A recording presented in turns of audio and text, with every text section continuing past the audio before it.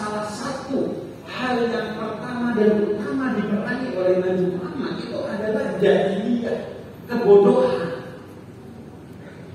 Jadi yang dosa itu bukan hanya zina, bodoh itu dosa. Karena itu umat Islam harus hijrah dari generasi yang bodoh menuju generasi yang pintar, dari pendidikan yang terbelakang menuju pendidikan yang terdepan. Mengapa? Karena seringkali seolah-olah kalau orang Islam itu gak perlu intelek, yang penting sholat. Bahkan buat apa sekolah? Yang penting sholat, puasa, zakat, haji. Enggak.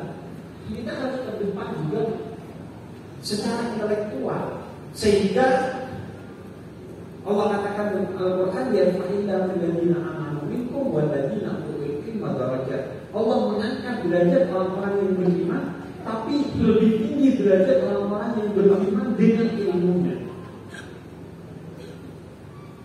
Maka hijrah itu bukan hanya satu aspek, bukan dari tidak sholat ke sholat doang, bukan dari sholat ke sholat berjamaah, bukan dari sholat berjamaah ke sholat berjamaah di masjid, bukan hanya aspeknya ritual. Karena sering orang menilai sholat hijrah aspeknya hanya ritual, tapi hijrah mencakup semua hal, sosial, ekonomi, budaya, intelektual, dan spiritual. Dan pada akhirnya hijrah itu adalah koma, dia tidak pernah titik, maka tidak ada proses selesainya hijrah kita. Hijrah itu harus terus menerus. Dia tidak boleh berhenti hanya di Madinah, dia tidak boleh hanya berhenti di tahun ini. Dia harus terus menerus sampai kapan? Sampai kita mati. Karena itulah amanah dari Tuhan kepada kita, yaitu nyawa yang harus terus digunakan untuk bergerak menjadi pribadi yang lebih baik. Tidak ada titiknya. Begitu Anda berhenti, maka Anda akan hancur. Seperti naik sepeda, begitu berhenti, pasti Anda jatuh. Begitu orang merasa pintar, maka saat itu dia bodoh karena dia akan berhenti belajar. Begitu seorang merasa suci, maka saat itu dia akan kotor karena dia berhenti memperbaiki diri. Maka hijrah itu koma, dia bukan titik. Terus belajar, terus memperbaiki diri. Karena kata Nabi, seorang yang mulia adalah seorang yang hari ini dia lebih baik dari hari kemarin, dan hari esok dia lebih baik dari hari ini. Itulah hijrah, upaya gerak terus menerus untuk tidak pernah berhenti memperbaiki diri. Mengapa? Karena kita menyembah Tuhan yang maha tidak terbatas, sehingga tidak akan pernah ada titiknya bahwa selesai keimanan dan keislaman kita sebagai seorang muslim. Harus terus memperbaiki diri. Nah, saya kan juga khatam Al-Quran. Al-Quran itu kata Sina Ali bin Abi Thalib adalah kitab yang kalau kamu baca esok hari, maka kamu akan mendapatkan sesuatu yang lebih dari pengertian yang kamu dapatkan hari ini. Itulah salah satu kemujizatan Al-Quran. Ia seperti Bapak yang ketika kamu buka satu rumah, ada luasnya di dalamnya. Yang penting kamunya bertambah intelektualnya. Semakin kamu bertambah intelektualitasnya, spiritualitasnya, maka semakin banyak hal yang akan kamu dapatkan dari Al-Quran. Karena dia adalah omongan atau perkataan atau firman dari yang maha tidak terbatas, sehingga dia tidak terbatas maknanya. Hanya kamu saja yang sering membatasi pemahaman kamu tentang Al-Quran. Maka perlu hijrah terus menerus, tidak pernah berhenti dalam segala aspek. Hingga kapan? Hingga kita wafat. Dan tidak mesti hal yang besar, tapi apapun hal kecil yang bisa kita hijrahi, maka hijrah. Hijrah itu tidak butuh momentum. Oh harus tahun baru.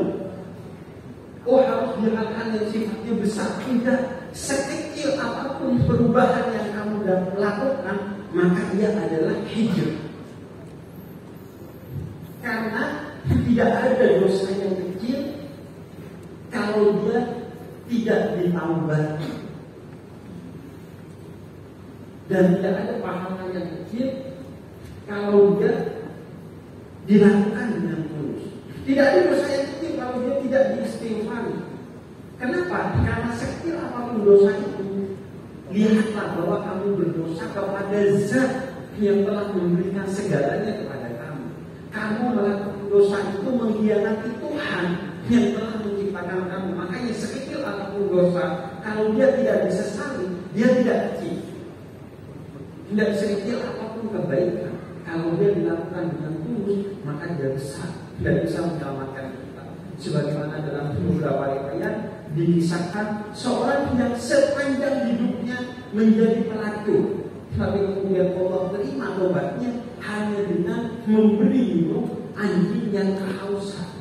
Hal kecil mungkin di mata kita, dosanya lebih besar dari kebaikan yang dia lakukan, yaitu memberi minum anjing yang kehausan. Tapi tidak ada hal yang kecil di mata Tuhan.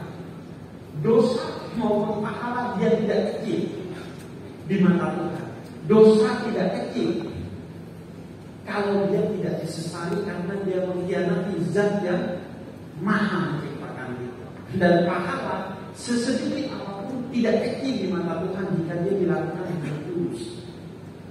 Karena itu hijrah tidak menunggu hal besar, tidak menunggu besok, tapi hijrah itu sekarang dari hal terkecil yang bisa kita ubah dari diri kita untuk menjadi pribadi yang lebih baik. Karena itu kita berharap festival hijriah ini sebagai momentum bagi kita untuk sadar bahwa hidup itu harus hijrah.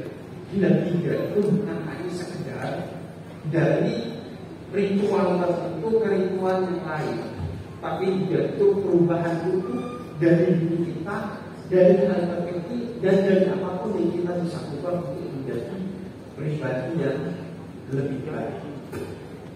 Semoga ini menjadi titik awal bagi kita untuk hijrah, memperbaiki diri kita secara ekonomi, secara kebudayaan, secara sosial, secara spiritual, secara intelektual, dan secara apapun yang bisa kita beri, membangun secara lebih baik.